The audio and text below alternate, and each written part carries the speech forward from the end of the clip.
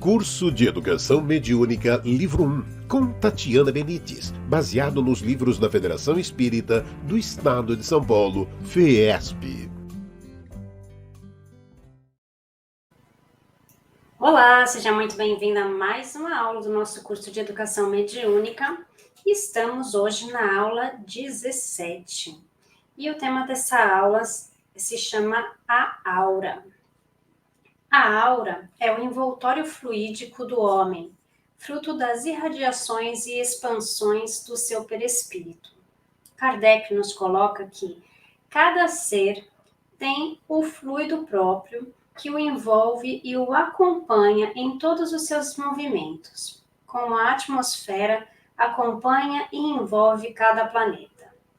A irradiação dessas atmosferas individuais é variável quanto à extensão. No estado de repouso completo do espírito, pode ser de alguns passos, mas agindo à vontade, pode estender-se indefinidamente. Isso está em Obras Póstumas, Introdução ao Estudo da Fotografia e da Telegrafia do Pensamento. Para o estudo da aura humana, convém fixar os seguintes detalhes. Além do corpo físico, há uma camada leitosa, emanação do próprio corpo. É a aura material, a qual se dá o nome de duplo etérico, ou aura vital, comum a todos os seres orgânicos, existindo, portanto, nos vegetais, nos animais e nos homens. Esta aura material, emanação de nosso corpo físico, interpenetra-o ao mesmo tempo em que parece dele emergir, emitindo continuamente uma emanação energética que se apresenta em forma de raias ou estrias que partem de toda a sua superfície.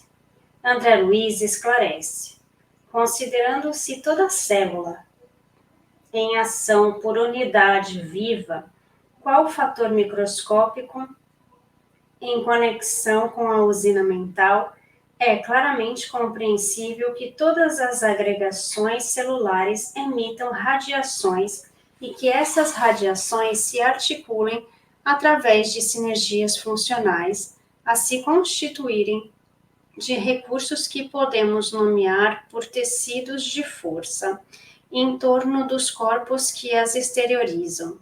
Isso está em Evolução em Dois Mundos, capítulo 17.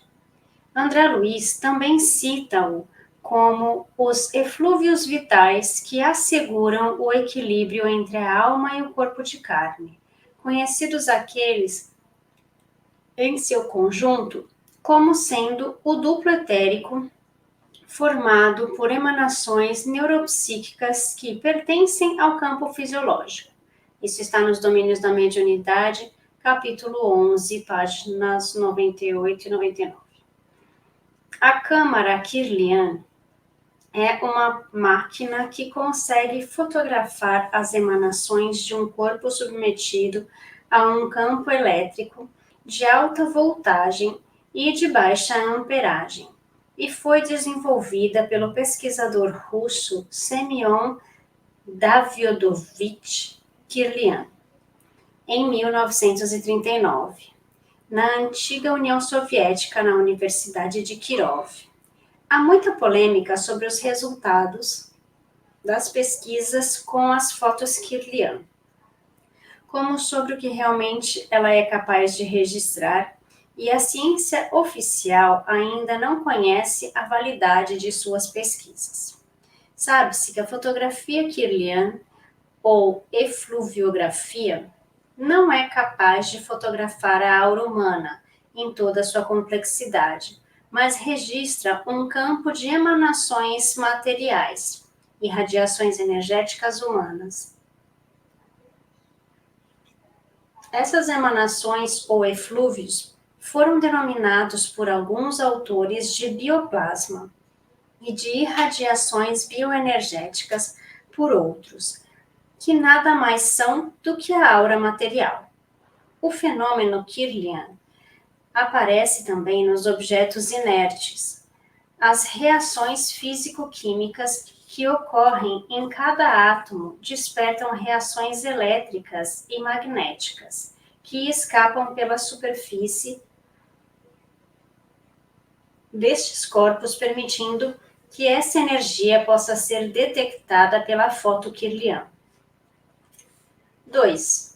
Interpretando e exteriorizando a aura material, nos homens existe uma camada fluídica, emanação do perispírito, em forma oval, formando a aura humana propriamente dita. Todos os seres vivos, dos mais rudimentares aos mais complexos, se revestem de um halo energético que lhes corresponde à natureza. No homem, contudo, semelhante projeção surge profundamente enriquecida e modificada pelos fatores do pensamento contínuo, que, em se ajustando às emanações do campo celular, lhe modelam, em derredor da personalidade, o conhecido corpo vital ou duplo etéreo de algumas escolas espiritualistas, duplicata, mais ou menos radiante, da criatura. Aí temos nessa conjunção de forças físico-químicas e mentais a aura humana, peculiar a cada indivíduo, interpenetrando-o ao mesmo tempo em que parece emergir dele, à maneira de campo ovoide. Não obstante a feição irregular em que se configura, valendo por espelho sensível em que todos os estados da alma se estampam com sinais característicos e em que todas as ideias se evidenciam plasmando teias vivas quando perduram em vigor e semelhança, como no cinematógrafo comum. Evolução em Dois Mundos, capítulo 17. De acordo com Kardec, os movimentos mais secretos da alma repercutem no envoltório fluídico. Isso está na Gênese, capítulo 5, item 15, capítulo 15, item 15. É assim que uma alma pode ler a outra alma como um livro, vendo o que não é perceptível aos olhos do corpo. Constitui, portanto, a aura humana a fotosfera psíquica do homem, apresentando cores variadas segundo a onda mental emitida, retratando-lhe os pensamentos em cores e imagens, conforme os objetivos escolhidos, nobres ou deprimentes. André Luiz cita um aparelho do plano espiritual, o psicoscópio, que destina-se à auscultação da alma, com o poder de definir-lhe as vibrações e com a capacidade para efetuar diversas observações em torno da matéria. A moralidade, o sentimento, a educação e o caráter são claramente perceptíveis através de ligeira inspeção. Isso está no livro Nos Domínios da Mediunidade, capítulo 2. Finaliza André Luiz. A aura é, portanto, a nossa plataforma onipresente em toda comunicação com as rotas alheias, anticâmara do espírito em todas as nossas atividades de intercâmbio com a vida que nos rodeia, através da qual somos vistos e examinados pelas inteligências superiores, sentidos e reconhecidos pelos nossos fins, e temidos e hostilizados ou amados e auxiliados pelos irmãos que caminham em posição inferior à nossa. É por essa couraça vibratória, espécie de carapaça fluídica, em que cada consciência constrói o seu ninho ideal, que começaram todos os serviços de mediunidade na Terra. André Luiz, em Evolução em Dois Mundos, capítulo 17. Emmanuel se pronuncia nesse sentido na seguinte passagem: na vida comum, a alma entra em ressonância com as correntes mentais, em que respiram as almas que se assemelham. Assimilamos os pensamentos daqueles que pensam como pensamos. É que sentindo, mentalizando, falando ou agindo, sintonizamos-nos com as emoções e ideias de todas as pessoas, encarnadas ou desencarnadas, da nossa faixa de simpatia. Estamos invariavelmente atraindo ou repelindo recursos mentais que se agregam aos nossos, fortificando-nos para o bem ou para o mal, segundo a direção que escolhemos. Isso está no livro Pensamento e Vida, capítulo 8. É nessa região também que se estabilizam nossas formas de pensamento ou ideoplastias. Isso está também no André Luiz, em Mecanismo da Mediunidade, no capítulo 19, que Kardec denomina de criações fluídicas ou fotografia do pensamento. O pensamento, criando imagens fluídicas, reflete-se no envoltório perispiritual, como num vidro. Aí toma um corpo e se fotografa de alguma parte, de alguma sorte. Isso está na Gênesis capítulo 14, item 15. São condensações de matéria mental que emitimos reiteradamente, várias vezes, com muita intensidade, corporificando-se em imagens ou figuras que povoam a nossa imaginação e transformando-se em energias cristalizadas com atuação benéfica ou maléfica, conforme o tipo de fluido que as origina. A aura espiritual compõe-se de um estado estável fundamental, indicativo do caráter das pessoas e de seu grau de espiritualidade, parte fixa. B. De faixas ondulantes que revelam as reações do espírito encarnado às inúmeras circunstâncias da vida exterior, parte variável. C. Conjunto de estrias que são cintilações, radiações que indicam impulsos momentâneos de caráter passageiro. Nos trabalhos de cura espiritual, os videntes são chamados a proceder a exames espirituais para a determinação de perturbações físicas e psíquicas. Isso impõe a necessidade de conhecimentos sobre o corpo humano e o perispírito, do qual a aura é uma espécie de espelho exterior. Os médiuns, para fazerem exames espirituais, devem apenas deter-se no campo fixo, estável da aura. Ela reflete saúde, doença, caráter, os pensamentos, sentimentos, virtudes e vícios. Sabemos que, quanto mais evoluído o espírito, mais clara, mais homogênea e mais expandida sua aura. Quando nossos pensamentos estiverem em padrão vibratório elevado, em prece ou estudos edificantes, por exemplo, nossa aura apresenta-se maior e mais iluminada. Nas moléstias graves, a aura se desvanece. Há consenso sobre a composição da aura e suas partes, mas quanto à coloração, o significado e proporções referentes a cada aspecto da aura podem variar. As cores variam juntamente com os tipos de pensamentos e atitudes, com a nossa personalidade e com o nosso grau de evolução, refletindo também o nosso estado de saúde.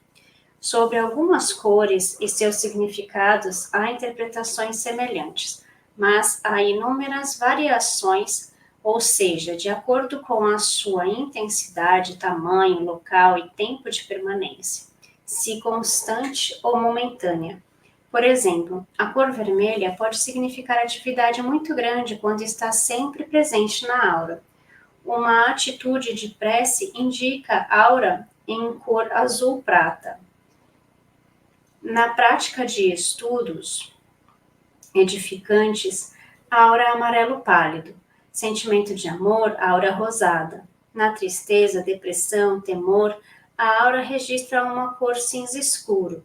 Nos casos de vingança, violência, rancor ou ódio, a aura se reflete em vermelho escuro. Ambientes pacíficos, pensamentos elevados resultam em efeitos límpidos, brilhantes e com ideias destrutivas e vibrações negativas, têm-se auras com estrias escuras. A leitura da aura é uma técnica de avaliação das condições espirituais das pessoas através da vidência, mas é ponto pacífico no espiritismo que a vidência não oferece nenhuma condição de segurança para servir como um instrumento de pesquisa. Isso está no livro do Herculano Pires, em Mediunidade, capítulo 13. Do que foi exposto, conclui-se que a interpretação das cores da aura pelos médiuns videntes requer muito cuidado, experiência e reservas quanto ao seu significado.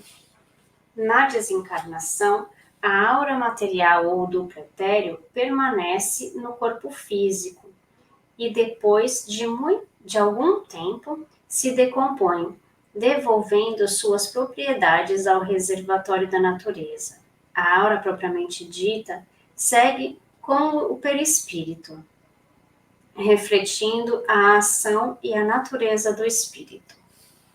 Bom, aqui a gente termina a nossa primeira parte. Olha só como é importante nós cuidarmos dos nossos sentimentos, dos nossos pensamentos, né? Porque é isso que vai ficar gravado na nossa aura. É isso que vai ficar e influir no nosso perispírito. Então, nós precisamos aprender não só a ver a aura, que é o que todo mundo quer, que tem pessoas que realmente têm essa facilidade de ver a aura, ver as cores, mas a gente não precisa querer aprender a interpretar cada cor da aura e tudo mais. A gente precisa aprender a melhorar a nós mesmos. Então, para a gente conseguir fazer isso, a gente tem que aprender com os nossos pensamentos, os nossos sentimentos. A gente precisa aprender a se autoavaliar, né? Aprender tudo isso para que a gente fique bem, consiga se equilibrar e, através disso, nós atrairmos, né, esses seres semelhantes a nós numa porção boa, né? Numa sintonia boa. Bom, a segunda parte do nosso estudo de hoje fala sobre renovação necessária. Paulo de Tarso, em sua primeira epístola aos Tessalonicenses, capítulo 5, versículo 19, foi o autor das palavras: não extingais o espírito. É indubitável que, ao escrever essa exortação, o apóstolo não desejava dizer que o espírito pode ser destruído, mas procurava renovar a atitude mental de todos aqueles que vivem sufocando as tendências superiores, preferindo ligar-se exclusivamente às coisas da terra. O apóstolo pretendeu dizer que não se devem malbaratar os valores que o Pai Celestial concede, indistintamente, a todos os seus filhos, para que atinjam os estágios superiores da espiritualidade. Uma vez criado por Deus, o espírito jamais será aniquilado, ainda que se torne extremamente maldoso e revoltado contra a justiça divina. Deus é Pai de amor e justiça, e pede perdão Deus é Pai de amor, de justiça, de perdão e de misericórdia, amando todos os seus filhos com o mesmo desvelo e de forma imparcial, porque diante de Deus não há distinção de pessoas. Isso está em Paulo aos Romanos, capítulo 2, versículo 11. A parábola do filho pródigo, ensinada por Jesus, está em Lucas, capítulo 15, versículos 11 a 32. É incisiva na demonstração de que não existem penalidades eternas para o espírito faltoso. Na parábola, o Pai, entre parênteses, Deus, está sempre pronto para receber em seu seio o filho transviado. Por isso, afirmou o Mestre, há mais alegria nos céus por um pecador que se regenera do que por 99 justos que não precisam de arrependimento. Os homens, em muitos casos, permanecem deliberadamente distanciados da grande verdade. Muito frequentemente preferem o convencionalismo do mundo e relutam em abrir o entendimento às realidades da alma. Muitos espíritos regressam das encarnações terrenas pela mesma porta da ignorância e da indiferença pela qual entraram. Daí, a recomendação dos espíritos aos homens: façam um balanço das atividades de cada dia, interrogando-se a si mesmos, analisando os pensamentos e ações e buscando modificações enobrecedoras. Para tanto, o apóstolo Paulo ainda recomenda, primeira epístola aos Tessalonicenses, capítulo 5, do versículo 16 a 22. Regozijai-vos sempre, em tudo dai graças, porque esta é a vontade de Deus. Examinai tudo e abraçai o que for bom, abstendo-vos de tudo aquilo que representar maldade. As reencarnações são oportunidades de aprendizado para o homem adquirir qualidades nobres e elevadas, enveredando pela senda que leva à reforma íntima e, consequentemente, à perfeição. Poderá acontecer que entre os obstáculos no caminho e o ferrete da dor o fustigue, mas isso não deverá constituir motivação para descambar para o desalento ou para a revolta contra Deus. Jesus recomendou aos homens a necessidade do acesso pela porta estreita, que leva à redenção espiritual, e não pela porta larga, que leva ao descalabro moral, retardando a marcha evolutiva do espírito. É necessário, portanto, não asfixiarmos os germes da vida edificante, os quais nascem todos os dias no coração ao influxo do Pai misericordioso. Emmanuel, e isso está escrito no livro Pão Nosso, lição 135. Bom, vamos lá. Renovação necessária. Sim, nós precisamos cuidar da nossa reforma íntima, como ele diz aqui.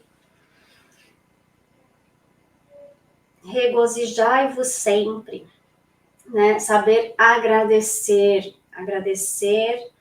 dai graças, porque esta é a vontade de Deus, né? Examinar tudo que a gente fez durante o nosso dia, para ver se o que a gente fez está bom ou não, se nós gostaríamos que fizesse isso conosco, como nós nos sentimos com esse sentimento que nós estamos indo dormir hoje. Então, ele fala que nós precisamos dessa reflexão. Por quê? Porque Deus está ali sempre, Ele é o Pai que não vai desamparar nenhum filho.